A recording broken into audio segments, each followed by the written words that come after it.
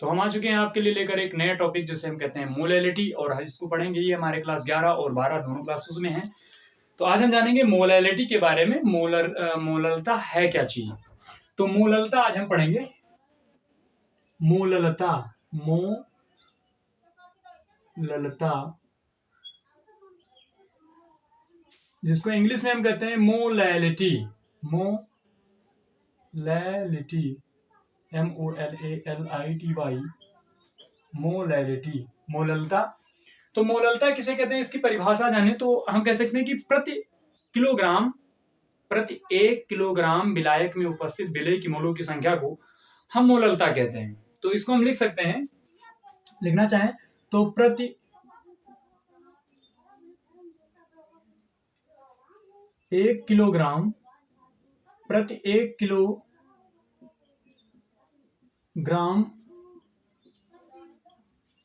विलायक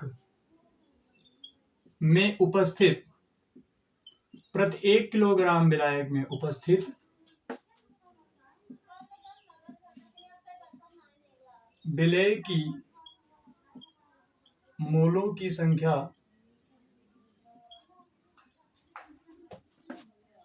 मोललता कहलाती है।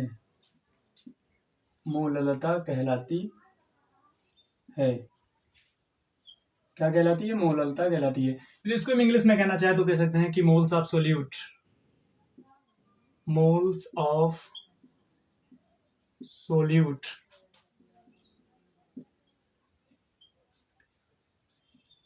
present in per kg of solvent। इसको ऐसे भी कह सकते हैं कि moles of solute present in per kg solvent, that is called also known as molality.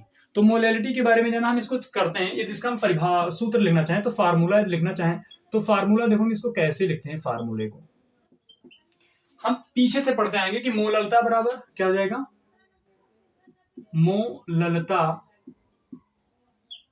बराबर क्या हो जाएगा, मोललता बराबर विलेय की मोलों की संख्या, यानी यहां पर लिख दो, ऊपर लिख दो आप विलेय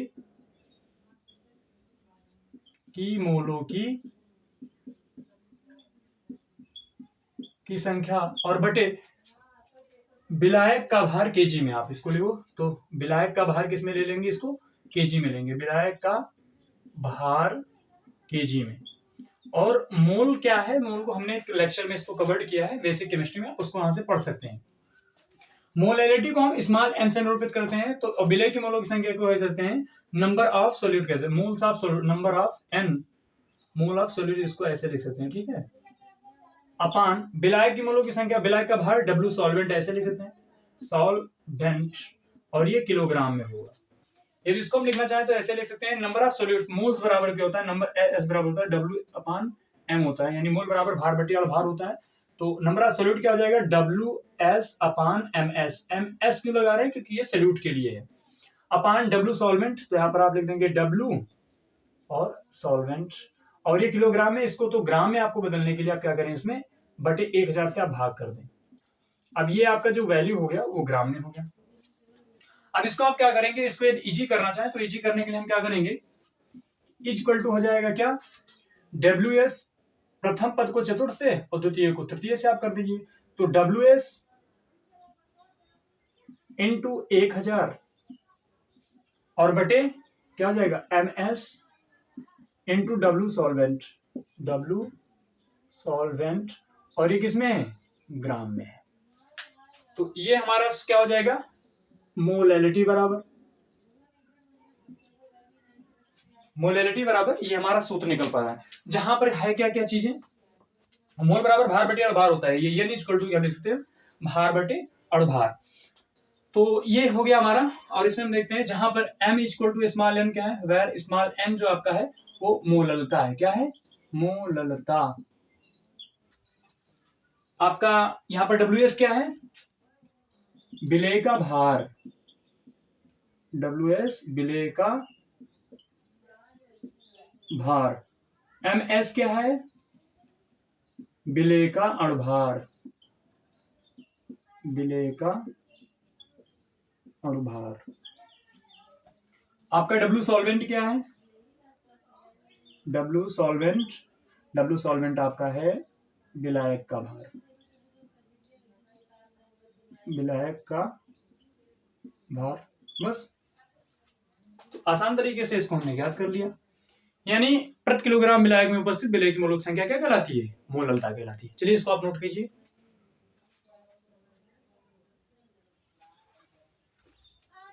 चलिए अभी इस सवाल को हम डील करते हैं। तो ये हमारा सवाल कौन सा है? इस सवाल में देखते हैं क्या है। कह रहा है एक लवण का अणुभार 60 है, इस लवण के 9.0 ग्राम को 250 ग्राम जल में घोला गया है, इस विलयन की मोललता की गणना कीजिए। तो सिंपल तरीके से हमने देख लेते हैं हल। पहले हम यहाँ पर क्या करेंगे, हल करेंगे, और हल में आप देखें कि दिया क्या क्या है, गिवन क्या क्या है। जो दिया है उसको आप बाहर कर लें। गिवन तो क्या क्या दिया? लवण का अणुभार दिया है, तो अणुभार लवण का कितना है? इसमें आपको अणुभार निकालना नहीं है, दिया हुआ है। अगर आप अणुभार निकालना सीखना चाहते हैं तो इसके लिए बेसिक केमिस्ट्री में आप जा सकते हैं, फाइल प्लेलिस्ट इसमें पड़ा हुआ है। अणुभार कितना है? 60 है। इस लवण के 9.0 ग्राम, तो लवण का जो भार दिया हुआ है, लवण का भार कितना है? ये लवण का अणुभार है। और लवण का भार कितना दिया हुआ है? लवण का जो भार आपको दिया हुआ है वो 9 ग्राम दिया है। कितना दिया है? 9 ग्राम। लवण का और भार 9.0 ग्राम मतलब 9 ग्राम दिया हुआ है। और कह रहा है 250 ग्राम, यानी विलायक का भार